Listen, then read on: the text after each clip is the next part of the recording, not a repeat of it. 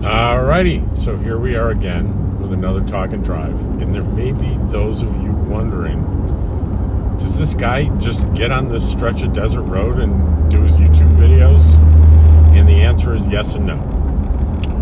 I have made many trips between here, and by here I mean I'm just leaving Quartzsite, Arizona, and I'm heading to Yuma, Arizona to go to the border, to cross the border, to go to a dentist where I save a lot of money. And I've had to, I've lost count on the number of trips I've made, but I've had a lot of work done, and I'm down to just simple cavities, but there are 9 of them, so I'm not going to have them do all 9 on this trip, maybe 4, and we'll see how I feel, and we'll come down again. But it's about an hour and 15-minute drive, and it's a real good time to do a video. And today's video is the promised, can men and women be friends? Spoiler alert, the answer is a resounding yes, they absolutely can, with some caveats. Now, I have a close friend. Her name is Vishna, and we met over 30 years ago. And when we met, I fell in love with Vishna. And I don't mean just an infatuation, it's a pretty woman, that kind of attraction. There was that initial attraction, but it wasn't super strong. It was there, though.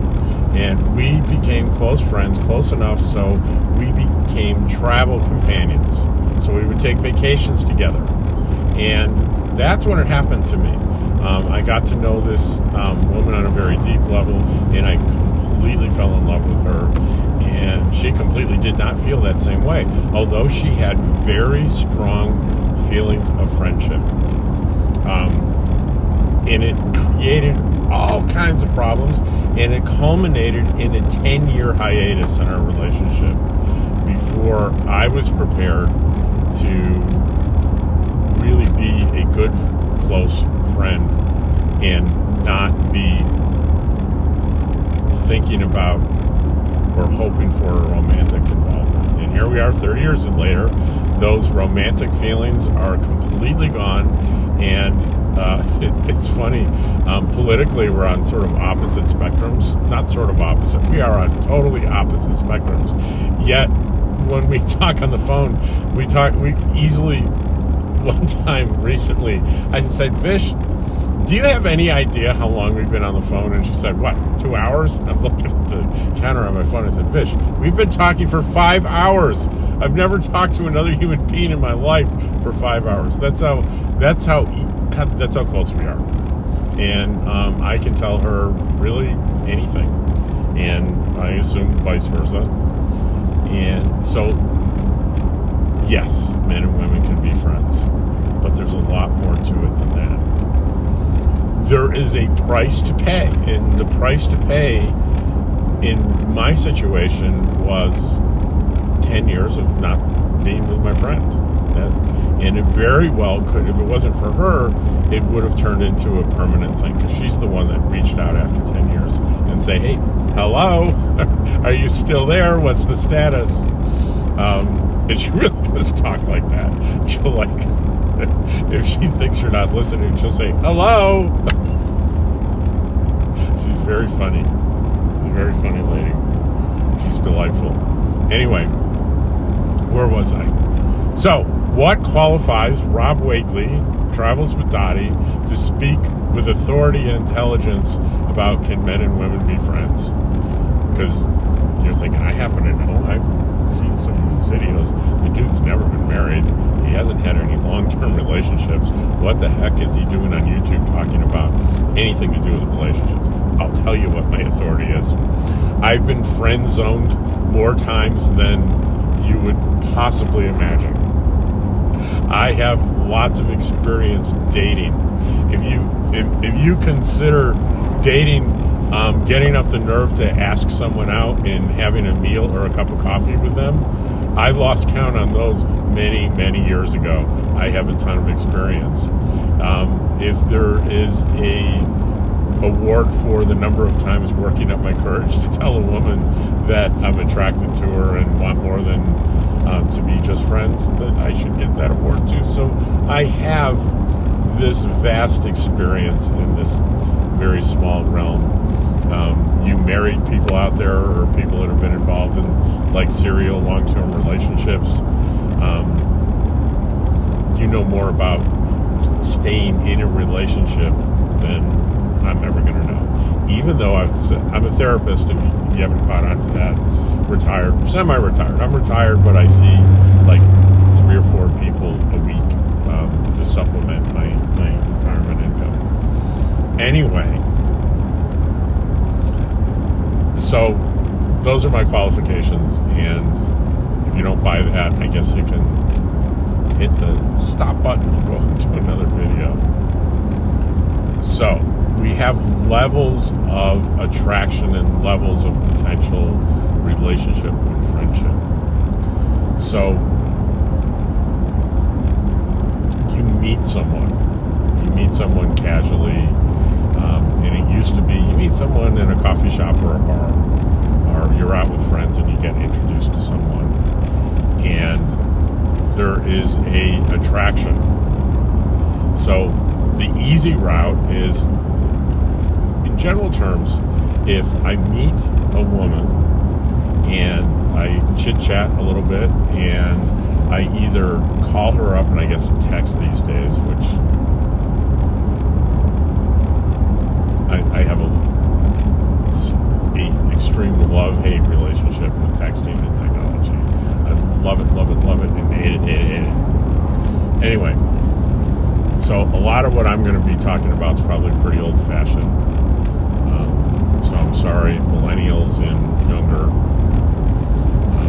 Most of my dating experience is from the 1980s and the 1990s. That was when I was in my 20s and my 30s.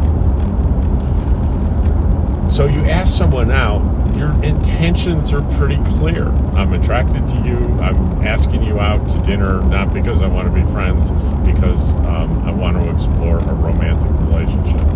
And pretty much, for the most part, right there, you're going to get your answer whether there's any semblance of mutual attraction. Because if there's absolutely none, it's probably going to be, oh, that's so sweet, but no thank you. Or, I have a boyfriend. I used to, my old friend Mike, who's friggin' famous now, because he's such a wealthy, successful restaurateur. Anyway, Mikey, I used to call it being my boyfriended. And it kind of goes like this. It comes before you even overtly express any interest. You engage in a conversation with a woman, usually an attractive woman, and at some point she brings up her boyfriend for no apparent reason whatsoever, other than to inform you that she in fact has a boyfriend. So, like I think I saw it on Seinfeld once. George got my boyfriend, and he said something about his watch, and she said, "Oh, my boyfriend has a watch just like that." So that's a signal that says they're putting up the force field saying, "Do not ask me out." And the woman may either have a boyfriend or not. It really, for all intents and purposes, it doesn't really matter. So we're back to you asking someone out, and they say yes. You're through kind of the first hurdle, right? There's the possibility of a mutual attraction there, and then you have dinner together, and as a guy, you have to start reading the code. I know women out there are going to say, "What do you mean we're obvious when we like you?" Let me tell you, either you're not or I'm a moron. Because usually I'll date somebody 2 or 3 times, and I would end up asking, I go, "So do you like me, or are you interested in like meet romantically?" And usually the woman, after we'd been out 3 or 4 times, they'd say, "Why do you think I continue going out with you? Of course I am. What's wrong with you?" Then there's the too soon move. That's maybe after one date where you walk her to her door, and you make the move to kiss her goodnight or to kiss her period, and you get to pull back. That's pretty devastating. That's no fun. But that's a signal. That's a no. That could be a not right now signal, but usually it's a not now or not ever signal, really. Or then you engage in an awkward kiss, and during the kiss you realize this feels very, very one-sided, and you get very, very embarrassed. So anyway, that first level attraction, friend zone thing, that's the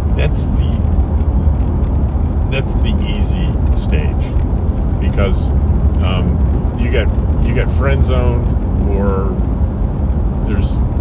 you get rejected. It's not really a big deal. Here's where the big deal comes. When circumstances, and usually this is a work situation, where you for another reason you get to spend a lot of time with someone, and you get attracted to them over time. And sometimes, or often, it's in the workplace, so especially these days, it's not even appropriate to ask someone out that you work with. And certainly if there's a power differential, you can get involved in that's a whole nother video, that I don't want to ever do. Someone else can do that video. But here's where the real difficulty comes, when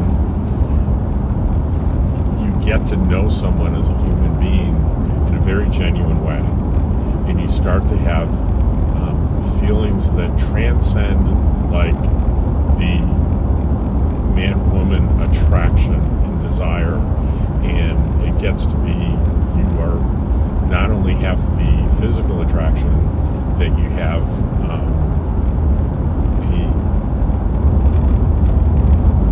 deeper level feeling, and you start. When I say you, often in these videos, when I say you, I mean me.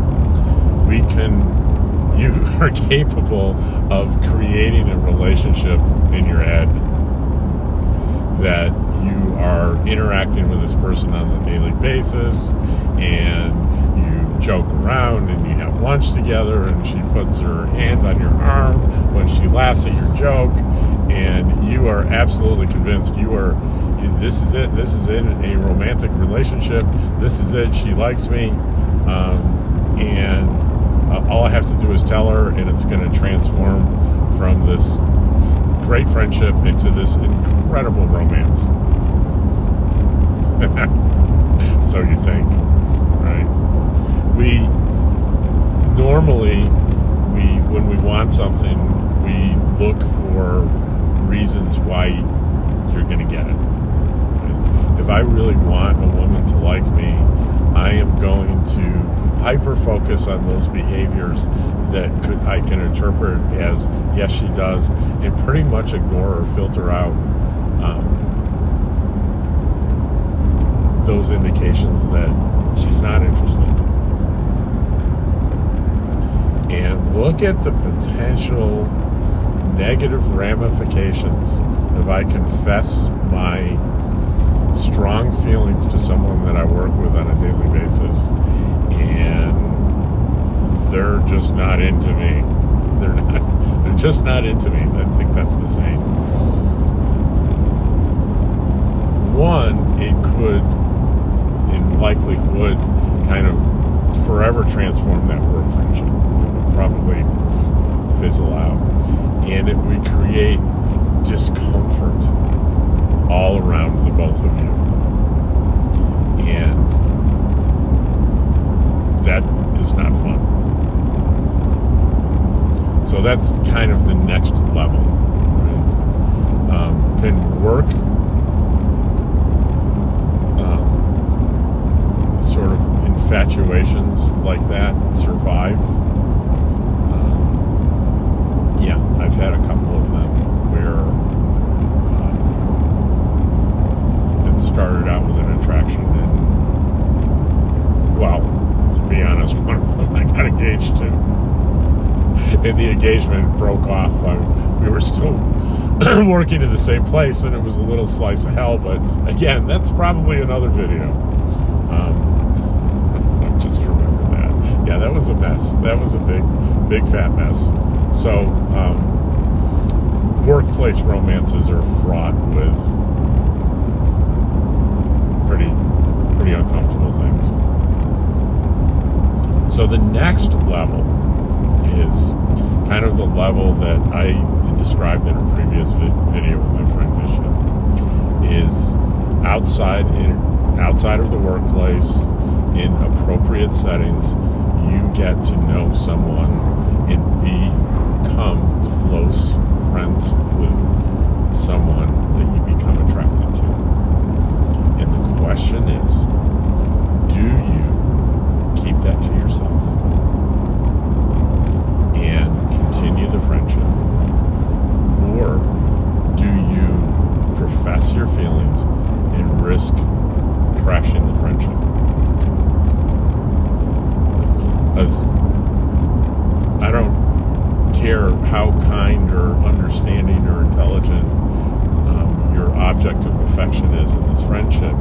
If she doesn't feel the same way, it's going to be very difficult to resume the friendship as if nothing's happened. Because she's not going to want to give you mixed messages. And we hear that term a lot, mixed messages. And I've heard this apology many times from women in my life. I'm sorry for sending you mixed messages.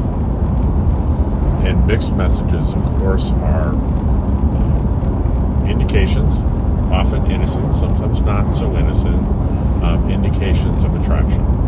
Right? What are indications of attraction? Certainly physical touching. I mentioned earlier, a woman putting her hand on your arm, laughing at your jokes, right? Putting her hand on your shoulder, physically touching. If you're sitting next to each other, maybe shoulders touching. The other sign is finding excuses to spend time alone with you. Those are usually good indications of a romantic interest, but they're not always an indication of romantic interest. They could involve some kind of subliminal or subconscious desires. It is possible. It's more likely a woman is physically attracted to a man but has ruled him out for various practical reasons than it is for a man to be physically attracted to a woman and rule her out for practical reasons. And I'll probably get blasted in the comments for saying that, but that's been my personal experience as a man, and my experience having many female clients as a counselor talking to me about their friendships and relationships. So it's not a longitudinal approved study that proves it, but that's based on my observations in both of those realms. So mixed messages are I'm touching you on the arm and laughing, but I have a boyfriend. Those are mixed messages. So we're back to, do you take the risk? Because certainly it's very clear the risk you're taking if I say, as I said to Vishnu, I have these really profound, strong feelings for you, and she had to find a way to say I can't remember exactly what she said, but what I got was, wow, that's flattering and super meaningful to me, and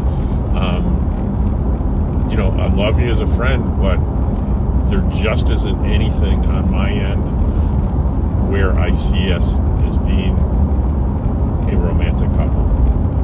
I'm super paraphrasing, but you get your answer. And once you sort of take that in and you process sort of the hurt and the disappointment and the embarrassment, frankly. No matter how gentle or kind they are, it's natural to feel some embarrassment.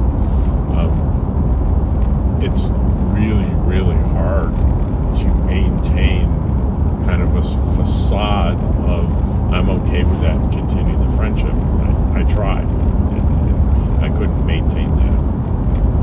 And for all intents and purposes, it destroyed the friendship. And like I said, I got lucky because she came back around in 10 years and said, hello, what's up? Can we be friends now? Has it been long enough? And the answer was, yeah, it has been. And I got really lucky because most friendships just don't rekindle that way. So you're taking a very real risk when you are professing it. So the alternative is to keep it to yourself and keep that friendship going. So what's the risk there? The risk there is, what if she says yes? What if she feels exactly the same way?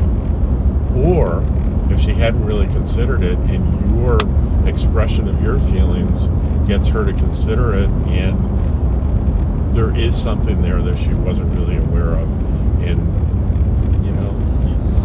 you end up with a super great romantic relationship because you're already close friends.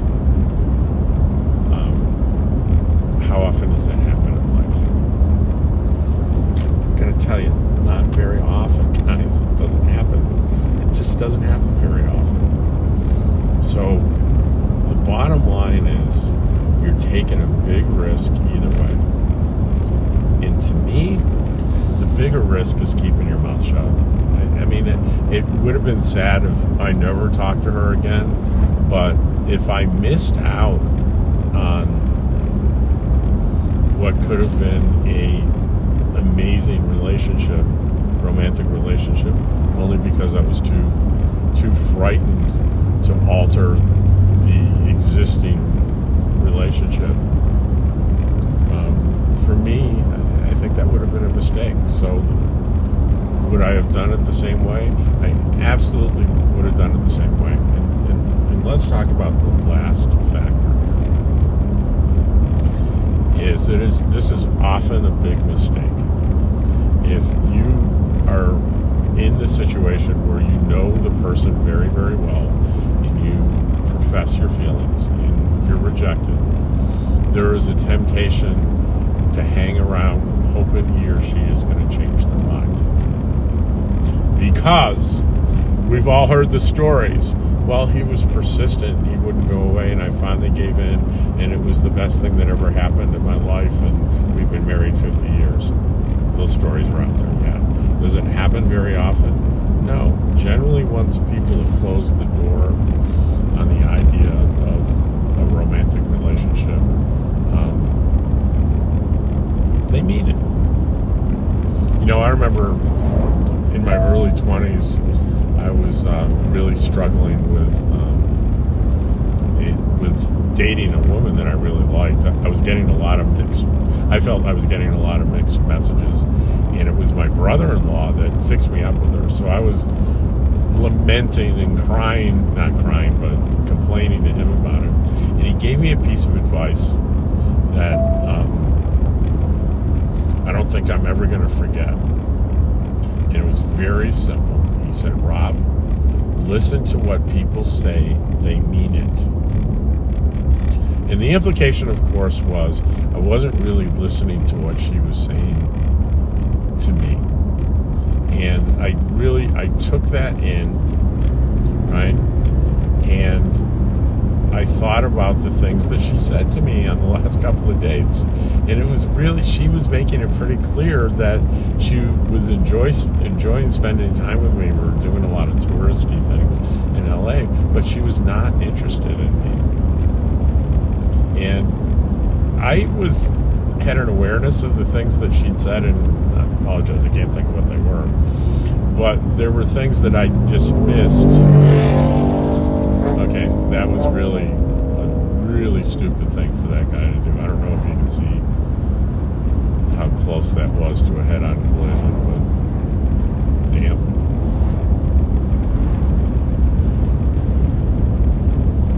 So So that was really good advice. Listen to what people say, they mean it.